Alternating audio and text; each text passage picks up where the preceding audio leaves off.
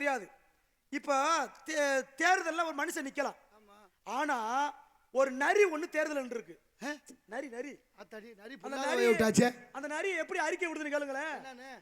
யாருக்கிட்ட அறிக்கை விடுன்னு முதல்ல கேட்கணும். இப்ப மனுஷனா மனுஷங்கிட்ட ஓட்டு கேட்பேன். அது விலங்கு. அது எனத்துக்கிட்ட நரி. இந்த நரி போய் எங்க ஓட்டு கேட்க போகுதுன்னா செம்பரி ஆடு கூட்டம் இருக்கு பாத்தீங்களா? இந்த செம்பரி கூட்டத்துக்கிட்ட ஓட்டு கேட்க போகுது. என்னன்னு சொல்லி ஓட்டு கேக்குதுன்னா, அட செம்பரி ஆடுகளே, என்ன மட்டும் ஜெயிக்க வச்சுட்டீங்கன்னா உங்க எல்லாருக்கும் மார்கழி மாசம் குளிருக்கு கம்பளி போர்வை இலவசமா கொடுப்பேன்னு சொல்ல. நல்லா கவனிக்கணும். கம்பளி போர்வை எதுல இருந்து உருவாகும்? அந்த செம்மறி ஆட்டு மசுறுதான். செம்மறி ஆட்டை வெட்டி கொண்டு அது தோலை உரிச்சாத்தான் கம்பளி போர்வை உருவாகும். அப்ப என்ன அர்த்தம்? என்ன ஓட்டு போட்டு ஜெயிக்க வச்சா ஓன் ஜோலியை முடிச்சிருவேன் சொல்லாம சொல்லுது. புரிஞ்சா புரிஞ்சுக்கிறோம். அதை விடியா. அவன் பேர் என்ன? வீரத்தேவங்க. ஓ, என்ன யாருன்னு தெரியுதா? தெரியுதுங்க. தேவலோகத்துல குறிஞ்சி நாட்டு மக்களுக்கு குறிப்பறிய தன்மை உண்டுதானே. கவையாகி கொம்பாகி காட்டகத்தை நிற்கும் அவையெல்லாம் நல்மரங்கள் சபை நடுவே நீட்டோலை வாசியால் நின்றான் குறிப்பறிய மாட்டாதவனை மரம். அதனாலதான் இறைவன் எஞ்சான் உடம்புக்கு கண்ணை பிரதானமா வைத்தார். அதனாலதான் நான்மணிக்கடிகை சொல்லுது கண்ணில் சிறந்த உறுப்பில்லை என்று. அதனாலதான் கண்ணுன்னு பேர் வச்சான். கண்ணன், கண்ணப்பன், கண்ணதாசன், கண்ணம்மா, கண்ணகி, ராஜா கண்ணு, வள்ளி கண்ணுன்னு பேர் இருக்கும்.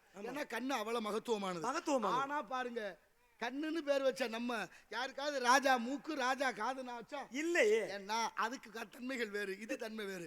கண்ணு இல்லை என்றாலும் கண்ணு இருந்தும் பிரயோஜனம் இல்லையா படிக்கலைன்னா. ஆமா உண்மை. அது படிக்காதவன் கண்ணு இருந்தும் குருடு. வயசானாலும் கல்வி ரொம்ப கல்வி எப்ப நம்மள உயர்த்துமுங்க. அது போட்டேன். ஆமா, இந்த இடத்துக்கு பேர் என்ன? வேலிமலை சார். நிலத்துக்கு பேர் என்ன? என்னங்க? குறிஞ்சி நிலம். குறிஞ்சி, முல்லை, மருதம், நெய்தல். ஆமாங்க. குறிஞ்சின்னு பேர் வச்சது யாரு?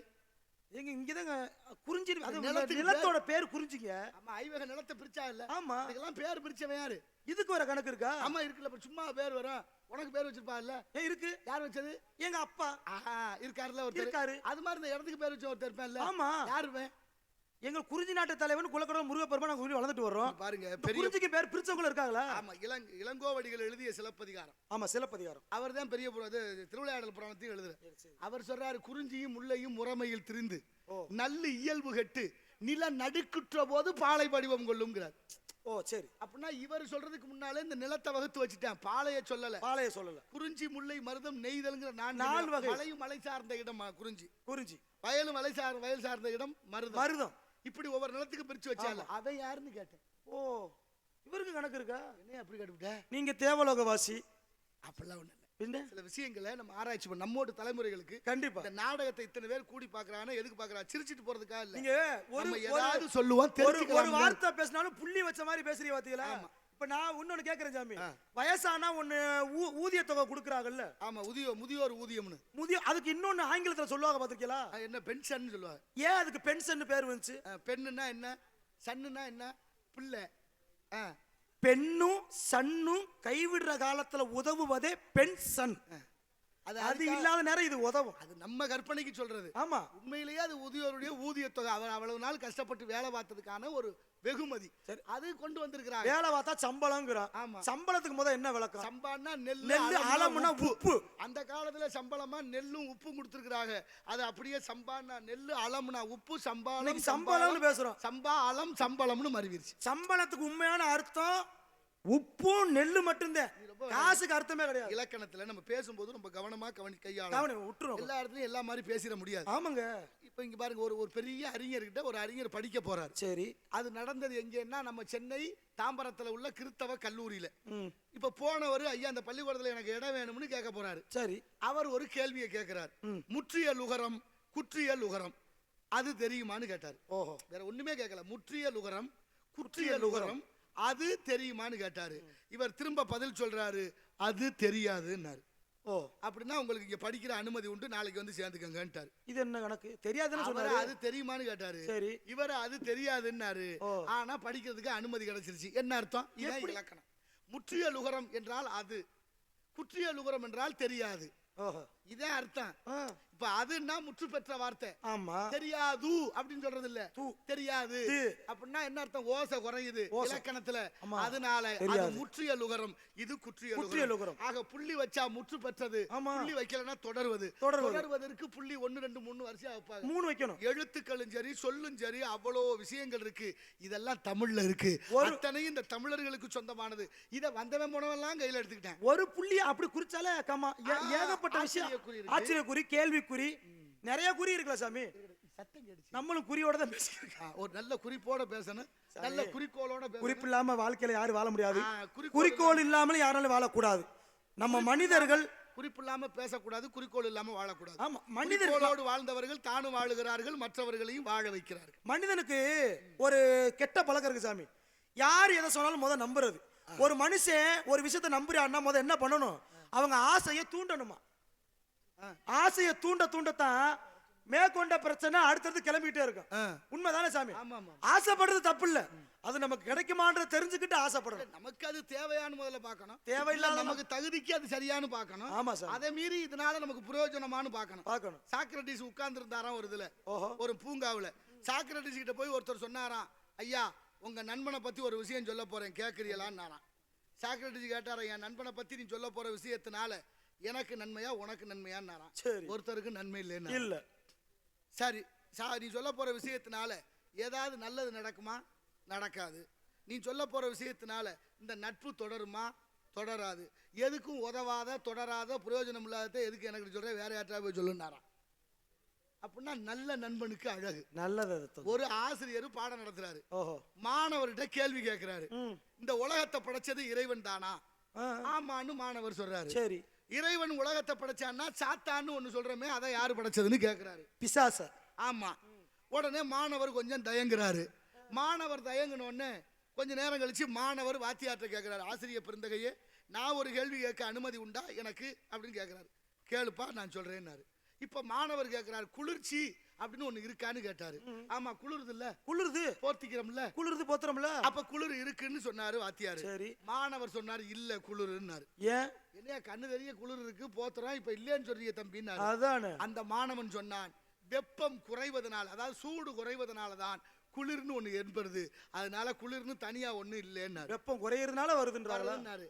ஒத்துக்கிட்டாரு வாத்தியாரு. அடுத்து ஒரு கேள்வியை கேட்கிறாரு மாணவர், இரவுன்னு ஒண்ணு உட்கான்னு கேட்டாரு. வாத்தியாரு மாமான்னாரு. மாணவன் கேட்கிறான், வாத்தியார் ஆமாங்கிறாரு. மாணவர் மறுக்கிறாரு, இரவுன்னு ஒண்ணு இல்ல. என்னடா இரவு பகல் மாறி மாறி வருது, இருக்கு, அப்புறம் இல்லங்கிறியப்பான்னு கேட்டாரு. அதுக்கு தம்பி சொன்ன, வெளிச்சம் குறைஞ்சிருச்சுன்னா அதுக்கு பேரு இருட்டு, வெளிச்சம் இருந்தால் பகல். இப்ப சூரியனே உதிக்காத நாடு இருக்கா? சூரியன் மட்டுமே உதிக்கிற நாடு இருக்கா? இருக்கு. கிழக்காசிய நாடு, மேற்காசிய நாடு, பூமத்திய ரேகைக்கு மேல உள்ள நாடு, மேற்காசிய நாடுகள் இருக்குல்ல, இருக்கு. அப்ப ஆமா நிலவே இல்ல இருக்குல்ல, இருக்கு. சூரியனே படாத இடமே இருக்குல்ல, நார்வே தானே, நார்வே. அப்ப அவ மாணவர் சொல்றாரு, என்ன சொல்றாரு மாணவர் பாருங்க, இருள் ஏன் வருதுன்னா வெளிச்சம் குறைவதால ஏற்படுது சொல்லிட்டு சொன்னாரு. வெளிச்சத்தையும் பகலையும் படிச்ச நீங்க, வெளிச்சத்தையும் சூட்டையும் படிச்ச நீங்க இரவையும் குளிர்ச்சியையும் நீங்க படிக்கலன்னு சொன்னார். சொல்லிட்டு முடிவு என்ன சொல்றாருன்னா, ஏன் இறைவன் உலகத்தை படைச்சான்னு கேட்டுட்டு சாத்தான படைச்சான்னு கேட்டீங்கல்ல, எப்படி இது ரெண்டையும் படிச்சுட்டு அதை படிக்காம விட்டீங்களோ, அப்பேற்பட்ட இறைவனை நம்புங்க. நம்புனா சாத்தான் இல்ல, நம்பலைன்னா சாத்தான். நம்பிக்கை குறையுது, சாத்தான் வந்துருச்சு, பிசாசு வந்துருச்சு. சொன்னவர் யார் தெரியுமா? யாரு? இந்த உலகமே கொண்டாடிய விஞ்ஞானி ஆல்பர்ட் ஐன்ஸ்டீன் அவர்கள். ஓஹோ. அப்ப உலகம் ஏத்துக்குச்சுல, ஏத்துக்குச்சு. அப்ப விஞ்ஞானி சொன்னா தானே நம்புறேன், அந்த நாடு ஏத்துக்கிட்டாதானே. அடுத்த காவல் ஆளியார் இந்த சோழவல்லி இருக்கு. சோழவல்லியா? ஆமா. ஏன் அந்த அம்மா எவ்வளவு, எங்க சோலைக்கு சின்ன வள்ளி பூங்கோத பாத்தா.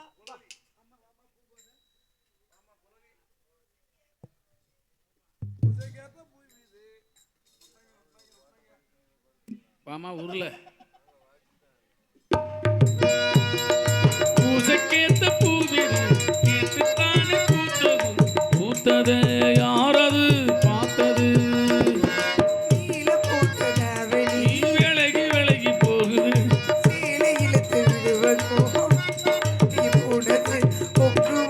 கொக்கி போடுது. பூசக்கேத்த பூவிது நேத்து தானே பூத்தது, பூத்தது யாரது உன்னை பார்த்தது.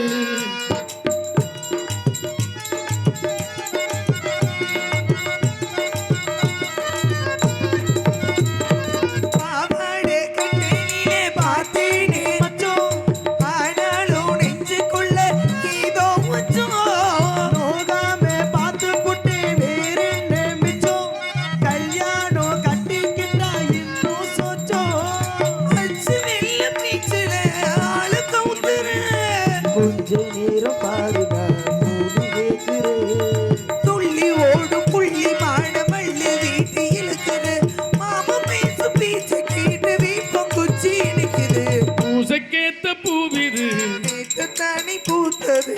பூத்தது யாரது பார்த்தது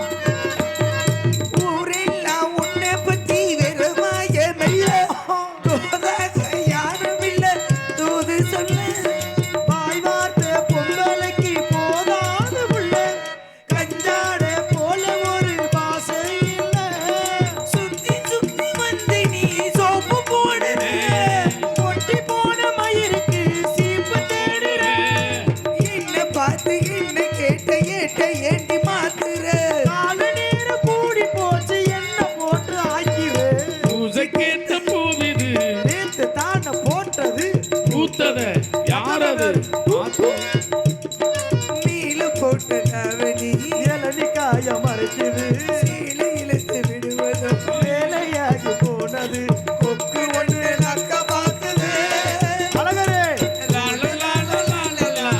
லலலலலலலா. லலலலா, லலலலா. லலலலா. லலலலலா. அழைத்ததற்கு காரணம் என்ன சாமி வந்திருக்கு யாருக்கு சாமி வந்து இருக்கிறது நாரதர் மகரிஷி நாரதருக்கு இங்க என்ன வேலை என்று கேட்டீர்களா மாவீரனே நம்மளை பார்த்து நல்லாசி கொடுப்பதற்காக வருகை தந்திருக்கின்றார் அவரை அழைத்து வாருங்கள் நான் நல்லாசி கொடுக்கிறேன் ஏய் நீ பாட்டுக்குள்ள நாரதட்ட சைவ சாமியாரு நீ பாட்டுக்குள்ள போய் அசைவமா போயிடாத இல்ல போக மாட்டேன் நீ சொல்றவரே போக மாட்டேன்